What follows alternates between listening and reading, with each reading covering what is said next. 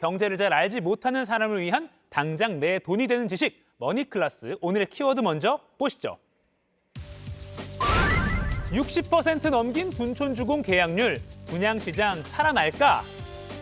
단군 이래 최대 재건축으로 불린 서울 강동구 둔촌주공 재건축단지. 예상과 달리 미분양 우려가 커지자 때마침 정부가 부동산 규제를 확 풀었죠. 그래서 둔촌주공 일병 구하기 작전 이런 말도 나왔습니다. 이곳이 부동산 시장에 미치는 영향이 그만큼 크기 때문일 텐데요.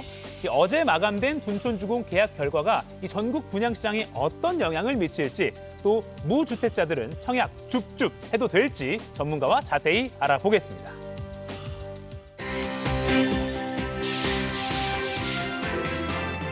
김인만 부동산 연구소장과 함께 부동산 완전 정복 해보겠습니다. 안녕하세요. 안녕하세요. 이 어제 둔촌주공 일반 분양 계약 결과 사실 몇 퍼센트일지 저희도 기다렸는데 네. 뭐 시공사도 그렇고 조합도 그렇고 공개를 하지 않기로 이렇게 했다고 보도가 나오더라고요. 네네. 일단 근데 보도로 보면 뭐 추측이긴 하지만 60% 이상이다, 뭐 70% 수준이다, 뭐 관계자 목소리로 나오기도 하고 하는데 네네. 일단 제가 두 가지 질문 드릴게요. 네. 계약률 발표를 안 한 건 일단 어떻게 보시는가? 그리고 두 번째는 60% 넘겼다 하면 이 성적표는 좀 어떻게 보시는가? 두 가지. 일단 뭐 계약률 발표를 안 했다는 건 저도 눈 빠지게 기다렸는데요. 안 하더라고요. 이게 이례적인 거죠? 이게 공고사항이지 의무사항은 아닙니다. 네. 그래서 보통 공고니까 하는데 안 했거든요. 네. 앞서서 아프가니스탄 뭐 스포츠카도 공개 안 했잖아요. 스펙은. 네. 뭔가 찝찝하거든요.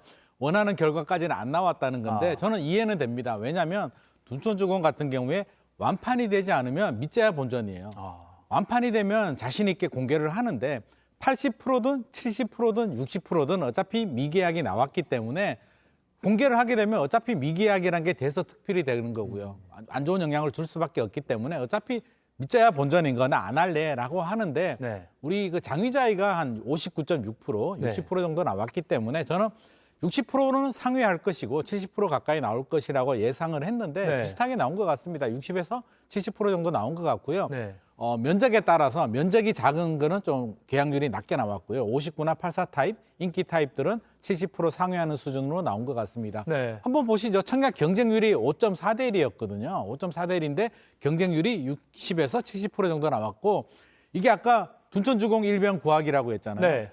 라이언 저는- 일병 구하기처럼. 그렇죠. 저는 원희룡 장관님 보면 탐 행크스 얼굴이 자꾸 떠오르는데 구하기 때문에 그런 것 같습니다. 규제를 많이 풀어줬어요. 1.3 대책에서 중도금 대출이 원래 안 나왔거든요. 근데 나오게 해줬고요. 전용 84 같은 경우에 전매 제한이 8년이 걸렸습니다. 근데 그걸 1년으로 대폭 완화를 해줬고요. 네. 실거주 요건 2년. 그러니까 전세를 못 주는 거죠. 2년 들어가서 살아야 되는데 네. 그걸 과감하게 빼줬기 때문에 현장 부동산 의견을 들어보면 1.3 대책 발표 이전에는 계약을 할까 말까를 고민하는 분들이 굉장히 많았다고 해요. 네. 그래서 만약에 발표를 안 했으면 계약률이 50%도 안 나올 수도 있었는데 발표가 되면서 그래도 이 정도 저는 굉장히 선방했다라고 생각을 합니다. 선방했다.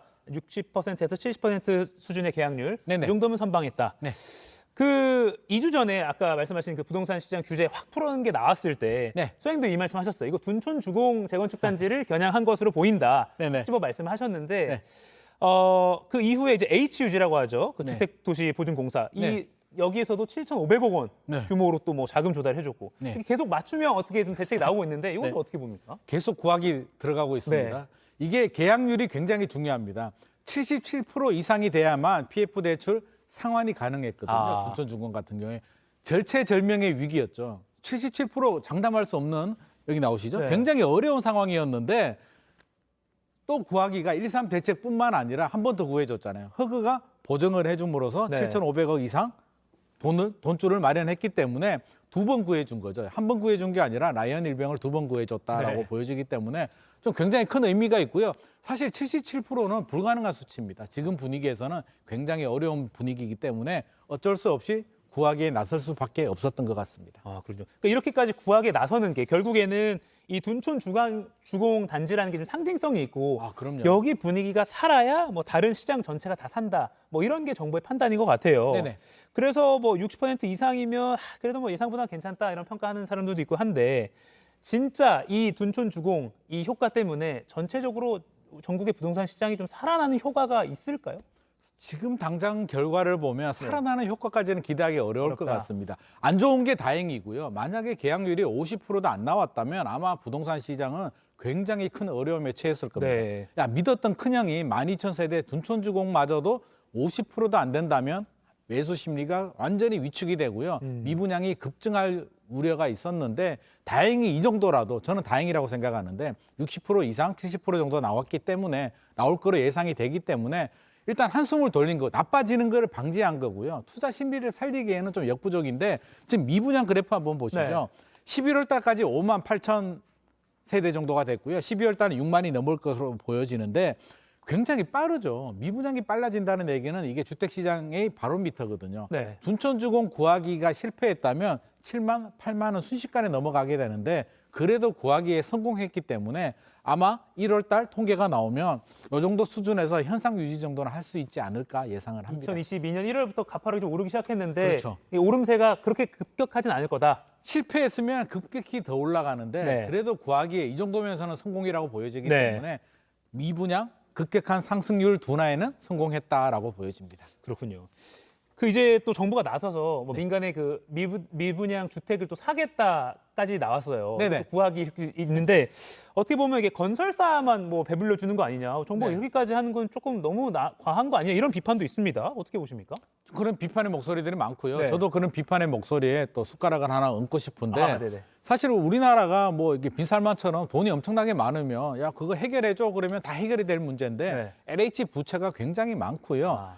과연 지금 5만 8천 작년 11월 기준으로 미분양이 5만 8천 세대 정도 되는데 그걸 다 살 수는 없잖아요. 네. 일부 물량을 사가지고 이 문제가 해결될 문제도 아니고요. 미분양이 왜 발생하냐라고 본다면 결국에는 금리하고 과다한 상승에 대한 피로감 문제가 복합적으로 얽혀져 있는데 네. 그 문제가 해결되지 않는 상태에서 예를 들어서 미분양을 5천 가구, 1만 가구를 샀다고 해서 오히려 미분양이 늘어난다면 아무 소용이 없는 거고요. 건설사들 모ral 해저드도 생길 수가 있죠. 건설사들 입장에서는 이게 경쟁률을 봐야 되는데 장위자이나 뭐 둔촌주공처럼 네. 입지가 좋은데 부동산 시장 분위기가 안 좋아서 이렇게 됐다 그러면 또 그런 미분양을 매입하면 소비자들이 선택을 받을 수도 있겠지만 네. 입지가 안 좋다든지 어떤 경쟁률이 약한 단지들을 정부 세금, 우리 세금으로 매입을 해서 네. 이렇게 미분양을 소진시켜 주는 건 저는 굉장히 좀 바람직하지 않는 선례를 남기는 것 같습니다. 아, 그렇군요. 정부가 그래서 올해 매입 임대주택 3만 5천 가구를 사들이기 위해서 뭐 주택 도시기금 6조 넘게 편성했다 이런 말도 있고요. 네네.